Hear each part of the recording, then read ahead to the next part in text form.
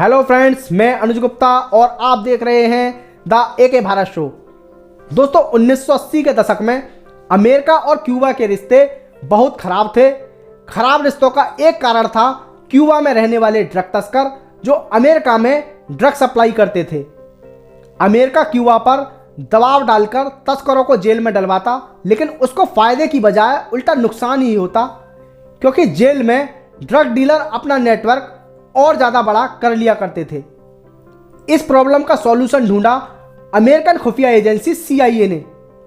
CIA agents ने recce करके पाया कि जेल में 3 बार खाने में चिकन परोसा जाता है, जो जेल के पास की दुकानों से ही सप्लाई होता है। एजेंट्स ने फूड सप्लायर बनके मुर्गियों को दाना सप्लाई करना शुरू कर दिया। उस दाने में एक ऐसा केमिकल मिलाया जाता था जिसे खाने से मुर्गी को कोई असर नहीं होता था, लेकिन मांस खाने वाले इंसान की धीरे धीरे मौत हो जाती थी। इस तरह धीरे धीरे सारे ड्रग पेडलर जेल में ही मौत की नींद सोने लगे। आखिर ये कहानी हम आज आपको क्यों सुना रहे हैं? क्योंकि भारत के सबसे बड़े दुश्मनों में से एक साजिद मीर को भी पाकिस्तान की सबसे सिक्योर जेल में जहर देने की खबर सामने आई है। पिछले कुछ समय से जिस हिसाब से भारत के दुश्मन एक के बाद एक अज्ञात लोगों द्वारा मौत के घाट उतारे जा रहे हैं, उससे खबरों में यह भी है कि इसके पीछे रॉ एजेंट्स का हाथ हो सकता है।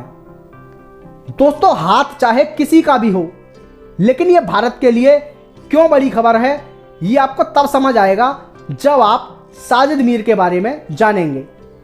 पाकिस्तान के डेरा गाजी खान जेल में बंद 26/11 मुंबई के हमले की प्लानिंग में शामिल लश्कर-ए-तैयबा के वांटेड आतंकी साजिद मीर को जहर दे दिया गया।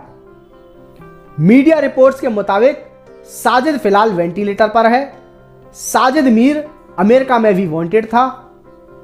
FBI ने उसके ऊपर लगभग 42 करोड़ रुपए का इनाम रखा हुआ है, लेकिन यह पाकिस्तान के लिए इतना इंपॉर्टेंट था कि अमेरिका से बचाने के लिए पाकिस्तान ने इसको मरा हुआ डिक्लेयर कर दिया था।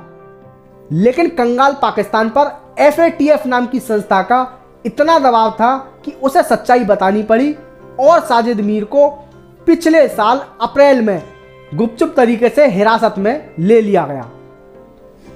दरअसल अगर इसे जेल में न डाला जाता तो FATF पाकिस्तान को ब्लैक लिस्ट में डाल देता और पाकिस्तान को विदेशी मदद मिलनी बंद हो सकती थी। पाकिस्तान मरता क्या ना करता, उसे साजिद मीर को जिंदा घोषित करके जेल में डालना पड़ा।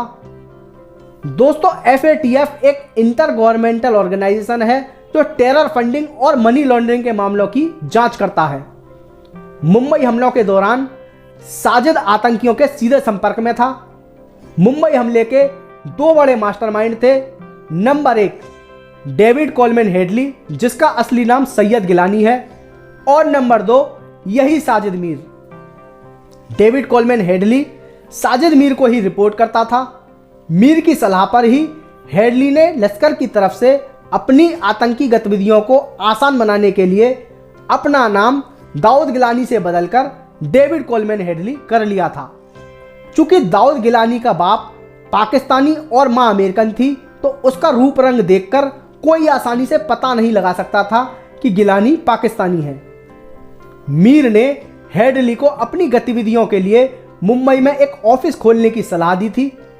हेडली ने ताज होटल के पास एक जिम खोला और इसी के सहारे पूरे इलाके की रेकी करना इसके लिए बहुत आसान हो गया। ताज होटल में ही उसकी दोस्ती फिल्म डायरेक्टर महेश भट्ट के बेटे राहुल भट्ट से हुई। राहुल भट्ट ने अपनी बुक में बताया है कि वो मेरा एक अच्छा दोस्त बन गया था। वो लगभग 6.5 फुट लंबा था, हाथ में 10 लाख की घड़ी पहने कोई अमीर मॉडल लगता था। उसने कभी ये एहसास नहीं होने दिया कि वो एक आतंकवादी है। हेडली ने करीब 20 इलाकों के फोटो खींच के, रूट वगैरह खोज के साजिद मीर को भेजे, जिनमें से मीर ने 4 जगहों को फाइनलाइज किया और फिर 26/11 का वो काला दिन पूरे हिंदुस्तान ने देखा। 26/11 हमला करने वाले आतंकी अटैक के वक्त मीर से सीधा संपर्क में थे। हेडली तो हमला होने से पहले अमेरिका भाग गया और टेलीविजन पर अटैक का पूरा टेलीकास्ट देखकर बहुत खुश होता रहा। लेकिन भारत ने जब अमेरिका को उसके 26/11 हमले के मास्टरमाइंड होने के सबूत दिए तो अमेरिका ने उसे पकड़कर 35 साल के लिए जेल में डाल दिया। लेकिन साजिद मीर को लाख कोशिश के बावजूद न अमेरिका पकड़ सका न भारत।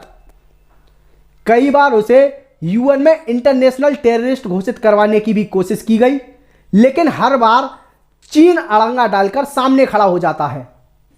2022 में मुंबई में हुई संयुक्त राष्ट्र सुरक्षा परिषद यूएनएससी की बैठक में भारत ने दुनिया के सामने मुंबई में हुए 26/11 हमले में शामिल पाकिस्तानी आतंकी साजिद मीर का ऑडियो प्ले किया था। ऑडियो क्लिप में आतंकी साजिद मीर फोन पर आतंकियों को निर्देश देते हुए साफ सुनाई दे रहा है।